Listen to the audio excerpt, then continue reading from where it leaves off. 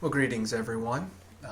We've been going through some ideas for different prayer techniques and meditation techniques that I find helpful. And today I'd like to talk about one that really is the foundation for this book, The Return of the Prodigal Son by Henry Nouwen. It's a wonderful little read, very short, very deep book. But the basis of this book is Nouwen traveled to Russia while it was still the Soviet Union and was granted access to see Rembrandt's The Return of the Prodigal Son, which is on the cover of the book. And he sat and meditated, focusing on that piece of art, that picture, and how it inspired him. So to do this prayer technique, what you will need is something visual. Typically, you'll want to use something that is static.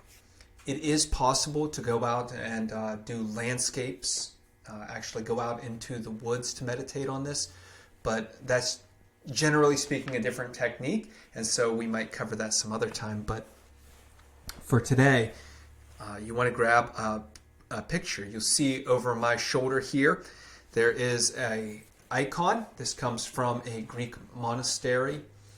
I forget which monastery I got that from originally, but that actually was painted by a Greek Orthodox monk. And I said painted, but that's not the right word.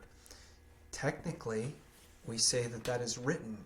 And so what you want to do is grab something like that or some other piece of art that actually inspires you towards God.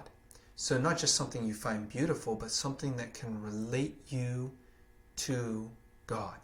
And you want to fix your gaze on that painting or that icon, that piece of that visual reminder. And you want to think about how that piece of art, that visual, connects to God. So in the picture that's behind me, St. George is killing the dragon, and up in the top corner there's a hand. You think about things like, what is the hand doing? What is the dragon? What is the dragon of my life? What is God's role in moving me to kill the dragons?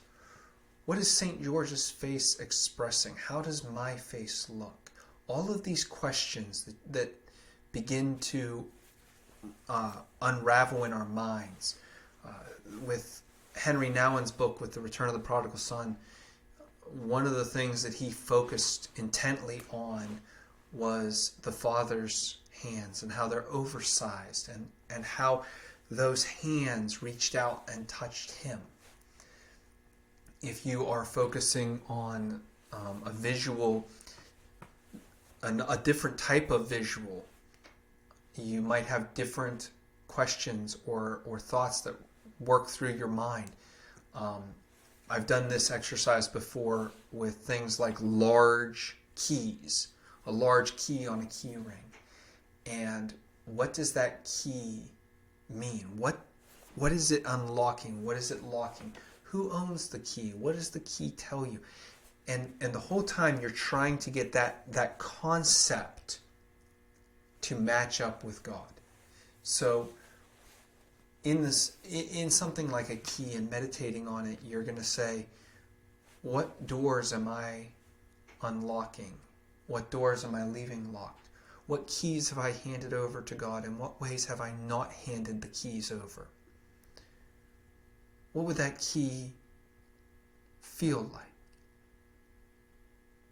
And again, you kind of want to keep this a distinct meditation with the eyes and not be terribly tactile with whatever you're holding or whatever you're looking at.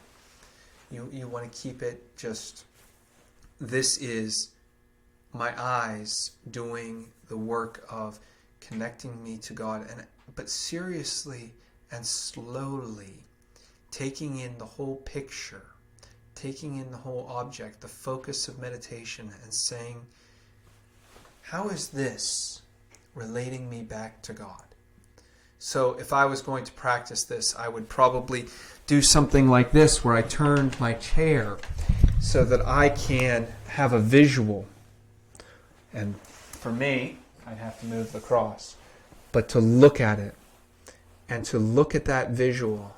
And maybe today what catches my eye off the first is the bottom right-hand corner is marred. That's because that's exactly what the artist saw when he looked at the original picture, the original icon. He saw that. So that bottom corner, that bottom right-hand corner is slightly marred. And the first thoughts that come to my mind are things like, what in my life is slightly marred, but the artist still sees worthy of keeping there? What is it that when I think about my life isn't quite perfect, isn't quite right, and yet the artist, who is God, still keeps that piece there? There's no touch-up, there's no painting over it. Rather, it is part of what gives the picture of my life some new beauty or different beauty. What does that scar remind me of? And what can be transformed? You see, that's a lot of questions for just a few seconds of staring at a piece of art. And in this instance, it was only one corner of the piece. I could probably now reflect for, several minutes anyway, on just those questions that came out of a few seconds of staring at a piece of art that is meant to draw me to God. So this week, I hope that some of you who might be more visual processors than I am, I hope that you think about, how can you approach art? How can you approach the beauty of our world to let it connect you back to God? Take some time, take a few minutes, meditate on it. Ask yourself how it can connect, how that piece of art can connect you to the God around us. So until we meet again, God bless, and I hope that you find this helpful and enjoyable.